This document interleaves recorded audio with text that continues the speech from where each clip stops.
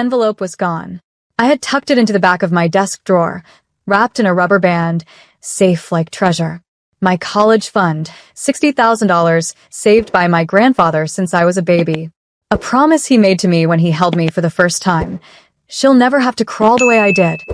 But when I opened the drawer that morning, the space was empty. My chest went cold. I stormed into the kitchen, heart pounding. Mom sat at the table scrolling through her phone, coffee steaming in front of her. Dad leaned back in his chair, the sports section unfolded like a shield. Where's my college fund? My voice cracked halfway through the question. They didn't flinch. Mom sipped her coffee. We used it. I blinked. You used it? For what? Dad folded his paper with agonizing calm. Your sister's wedding. Do you know how expensive venues are? Dresses? Catering? You'll understand one day, when you have a family. The room tilted. That was my money. Grandpa saved it for me. Stop being selfish, Mom snapped. Your sister deserves her day. You can work, can't you? You're living under our roof. Rent doesn't pay itself. The words slammed into me harder than my father's gaze. Rent. For my own bedroom. On top of 2 part-time jobs. And suddenly, it clicked. The extra shifts, the exhaustion, the way my paychecks disappeared into household expenses. They weren't helping me survive. They were using me to bankroll my sister's fairy tale while draining the future I was promised. My hands trembled against the countertop. So, you expect me to pay rent, work 2 jobs, and pretend you didn't just steal my life out from under me? Mom's lips curved into a thin smile. It's called being part of a family. Sacrifice. You'll thank us one day. Something inside me split, quiet, sharp, final. I grabbed my jacket, my phone, and walked out the door. The sun hit my face like a spotlight, and for the first time, I wasn't just their daughter. I was a storm gathering. Because if they thought silence was my only option, they'd forgotten one thing. Grandpa was still alive, and he was only 1 call away. The phone felt heavier than usual in my hand. My thumb hovered over the number I knew by heart, Grandpa's. But I didn't call. Not yet. Not while my anger still burned like wildfire. Instead, I walked. Past the neatly trimmed hedges of our neighborhood, past the shiny cars lining the driveways, past everything that screamed picture-perfect suburbia. None of it felt real anymore. I ended up at the diner near campus, the one with sticky red booths and a jukebox that only half worked. I sat in the corner, staring at the condensation sliding down a glass of water I didn't order. 2 jobs. Rent. No savings. And now no future. That's what my parents had left me. The waitress, a woman with tired eyes and kind hands, stopped by. You okay, honey? I wanted to say no. I wanted to tell her everything. Instead, I smiled weakly and muttered, just tired. Her gaze lingered a moment longer than comfort allowed. She knew the look of someone carrying too much. By the time I made it back home, the house was alive with wedding chaos. My sister twirled in her gown while Mom fussed over the hem. Dad filmed on his phone, beaming like he'd won the lottery. Not one of them looked at me. Not one of them noticed the way I stood there, a ghost in my own house. Later, lying in bed, I stared at the ceiling. My sister's laughter drifted down the hall, light and carefree, like it cost nothing. Like it hadn't been bought with my future. I thought about all the years Grandpa had worked double shifts at the factory, how he'd driven a beat-up pickup until it gave out, how he'd tucked away every dollar for me. Because he believed I deserved more. And my parents had treated his sacrifice like confetti at a party. That's when the decision hardened inside me. It wasn't just about the money anymore. It was about truth. About pulling the mask off the perfect family, act they paraded to neighbors, friends, and anyone willing to believe the lie. I picked up my phone, scrolled to Grandpa's name, pressed call. His voice crackled through the speaker, warm and steady as always. Pumpkin? You don't usually call this late. Everything okay? The lump in my throat almost stopped me. Almost. No, Grandpa, I whispered. Everything's not okay. And I need to tell you what they've done. There's a silence on the line, heavier than any words I'd spoken. Grandpa didn't interrupt. He let me pour it all out, the missing envelope, the wedding, the rent, the exhaustion. By the time I finished, my voice was raw. When I finally stopped, All I heard was his breathing. Slow. Steady. Then his voice, low and controlled. They took the fund? Yes. My throat ached. 60,000. Every cent you saved. Another silence. I imagined him sitting in his recliner, jaw tightening, hand gripping the armrest the way he used to when the evening news made him angry. Pumpkin, he said at last, that money wasn't theirs to touch. It was yours. I gave it to you. For your future. His words trembled with restrained fury. I bit my lip until it hurt. They said it was family sacrifice. For my sister's wedding. Family sacrifice? He barked out a bitter laugh. Funny how sacrifice always seems to mean you giving up something for them. I closed my eyes. He was right. It had always been that way. Then his voice shifted, calm but sharp, the way it used to be when he gave instructions on fixing something in the garage. Listen carefully. I want you to write everything down. Dates. Conversations. Every detail. Then meet me tomorrow morning at the diner. Don't tell them you're meeting me. Grandpa, what are you going to do? You'll see. The next morning, the diner felt different. Maybe it was the way the morning light poured through the blinds, or maybe it was the steel in Grandpa's eyes when I slid into the booth across from him. He was already there, a folder open in front of him, papers neatly stacked. His old fountain pen rested between his fingers. I handed him the notes I'd scribbled. He read them carefully, lips pressed into a thin line. When he was done, he closed the folder and looked at me with something I hadn't seen in years. Fire. Pumpkin, he said quietly. They think they can bury the truth. But I built my life on making sure people like them don't get away with lies. They want to parade your sister's wedding around like a fairy tale? Fine. Let's show them the cost of that fairy tale. For the first time since I opened that empty drawer, I felt something close to relief. Grandpa wasn't just listening. He was planning. And with him on my side, I knew one thing for certain. My parents' perfect world was about to crack wide open. Grandpa leaned back in the booth, his coffee untouched. They think they've played you, but they've really played themselves. You know why? I shook my head, still trying to catch up with his calm certainty. Because I never trusted your parents with that money in the first place, he said. I told the bank to list it as a custodial fund under your name. The only reason they had access was because you were under 18 when we set it up. But now? You're 21. Which means legally, that account was yours the moment you became an adult. My breath caught. So, what they did is theft, he finished, his voice razor sharp. Not family sacrifice. Not a misunderstanding. Theft. The weight of that word sank into me. Theft. Suddenly, this wasn't just a betrayal I had to swallow. It was something that could be exposed, proven, even punished. Grandpa slid the folder across the table. Inside were bank statements, withdrawal slips, and a copy of the trust agreement. I requested these months ago. I had a feeling. I stared at him. You knew. He shook his head. I suspected. Your parents, they've always had a way of taking what isn't theirs. I hoped I was wrong. But seeing your face last night told me I wasn't. I swallowed hard, anger and relief colliding in my chest. So what do? Grandpa's eyes narrowed with a kind of quiet resolve. We don't yell. We don't threaten. We let them dig their own grave. Your sister's wedding is in 3 weeks, right? I nodded. Good. Then we let them build their castle of lies, brick by brick. And when every guest is watching, when every camera is rolling, he paused, his lips curling into something almost like a smile. We tear it down with the truth. The image was so sharp, so cinematic, that I couldn't help it. I smiled. For the first time in weeks, I actually smiled. Grandpa reached across the table and squeezed my hand. They stole your future. Let's give them a memory they'll never escape.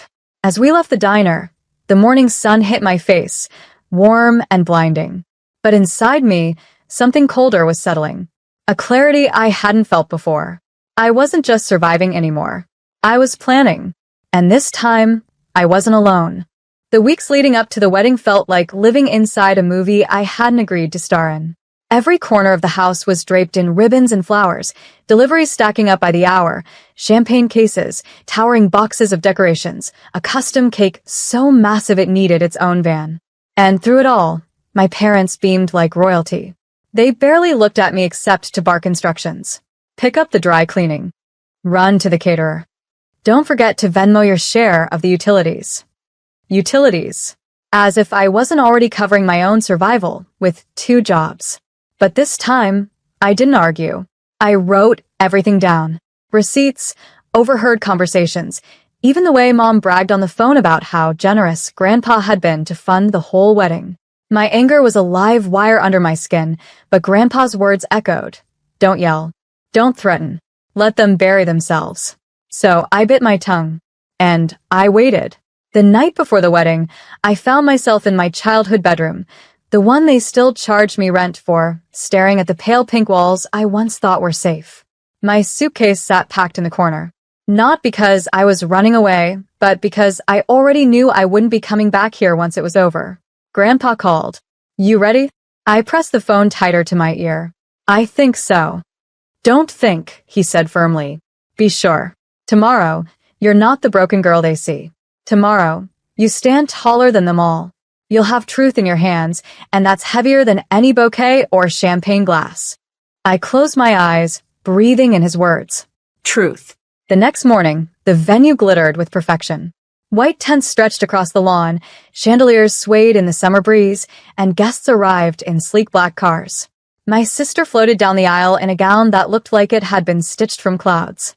Cameras flashed. Applause thundered. And then the reception began, a whirlwind of toasts, dancing, and endless praise for the selfless parents who had given their daughter her dream wedding. Every word felt like a needle stabbing deeper into my chest. But I kept my smile. I kept my silence. Because Grandpa was right. The bigger the illusion, the sweeter the collapse. And when the microphone was passed my way, I knew the collapse would finally begin. The microphone felt heavier than it should. I could hear my pulse in my ears as I stood, my champagne glass in hand. Guests leaned in, expecting some sweet sibling toast. My sister's smile glittered like her sequin dress, but I saw the smug curl at the edges. My parents sat proud at the head table, basking in applause they hadn't earned. I cleared my throat. First, congratulations to my sister. She looks beautiful tonight. Scattered claps. Cameras rose, recording. And thank you to my parents, I added, my voice smooth, rehearsed, for giving her this fairy tale wedding. Really? It must have taken a lot of sacrifice. Mom's eyes glinted with warning. Dad shifted in his chair. I could feel their stares stabbing me, but I kept my gaze steady on the crowd. You know, I said slowly, this wedding wasn't just a gift of love. It was a gift of misused trust.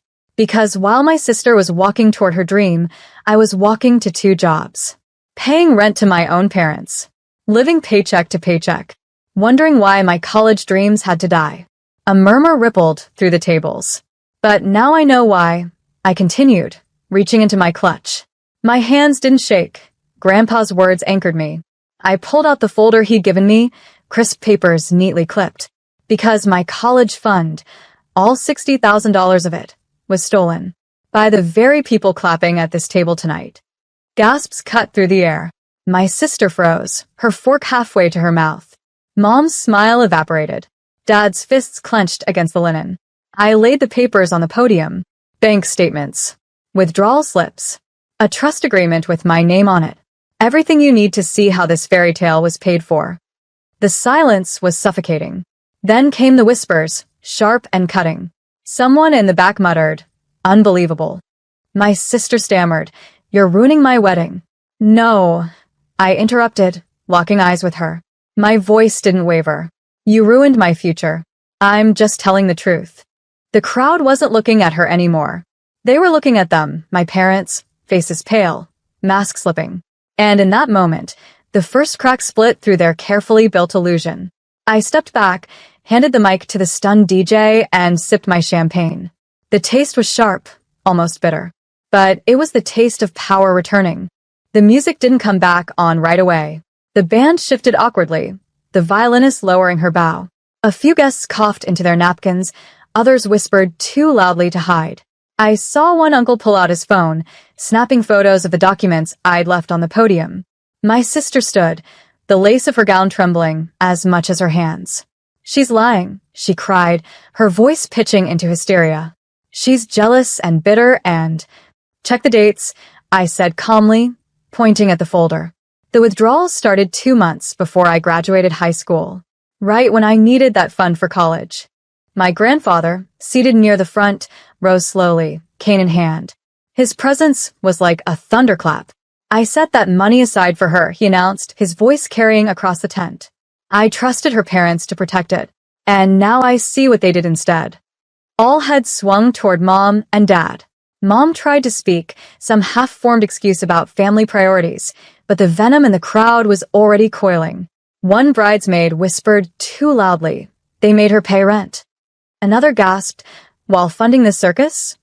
Dad slammed his fist against the table, the silverware clattering. Enough. This is my family's business, not yours. But that was the final nail. Because family business doesn't hold up in a room full of witnesses with phones recording. Family business doesn't stop Grandpa from calling his lawyer, who I noticed quietly slipped out of the tent with the papers in hand. My sister's new in-laws exchanged horrified glances, whispers crackling between them like static. Her brand new husband's mother stood, face tight. If this is true, she hissed at my parents, you deceived us all. You paraded your wealth while stealing from your own child. I almost pitied my sister, her perfect day dissolving around her, but then I remembered the smug laugh she gave me when I was drowning in bills. So I stood straighter. I didn't want this to come out tonight. But when someone steals your future, when your own parents profit off your pain, the truth has to find air eventually. The tent was no longer filled with applause. It was filled with judgment, with shame so thick it clung like smoke. And for the first time in years, it wasn't on me. It was all on them. By the time the cake was rolled out, the wedding had unraveled into whispers and stares sharp enough to slice through silk. My parents sat stiff, pale, their glory crumbling in real time. My sister clung to her bouquet like it might shield her from judgment, but the spotlight refused to leave them. Grandpa didn't wait. He pulled me aside, his hand firm on my shoulder. The trust is legally binding, he said. What they did is theft. I'll handle the lawyer. You focus on reclaiming your life. I nodded, my chest tight with something I hadn't felt in years. Relief. Within weeks, the fallout was everywhere. The lawyer froze my parents' accounts pending investigation. Their picture-perfect social circle, the neighbors they bragged to, the church committee they lorded over, turned cold. My sister's in-laws demanded explanations they couldn't give, their disgust echoing louder than any applause had that night. I didn't need revenge delivered with fire.